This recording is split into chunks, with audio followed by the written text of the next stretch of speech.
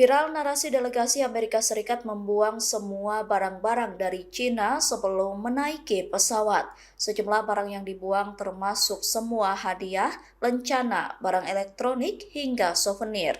Narasi itu diunggah oleh jurnalis koresponden New York Post untuk Gedung Putih Emily Godin melalui akun X miliknya pada Jumat 15 Mei.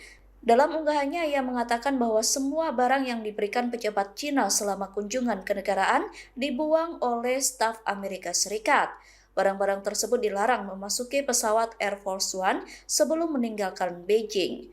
Tim pers Gedung Putih membenarkan laporan tersebut, namun mereka mengklarifikasi terkait barang-barang yang dibuang itu.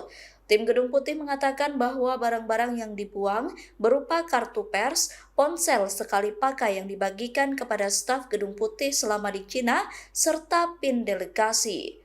Meskipun Presiden Amerika Serikat Donald Trump dan Presiden Cina Xi Jinping terlihat ramah di depan kamera, ternyata hubungan tim pers dan tim keamanan kedua negara tersebut jauh lebih tegang. Dalam momen kunjungan Trump di kuil surga, seorang paspampres atau agen Secret Service dilarang memasuki area tersebut karena membawa senjata api. Padahal membawa senjata api merupakan prosedur standar di bawah protokol keamanan Presiden Amerika Serikat.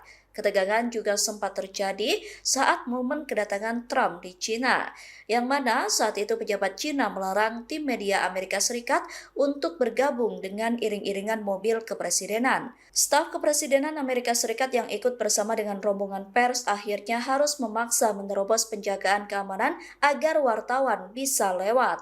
Download Tribun X sekarang, menghadirkan lokal menjadi Indonesia.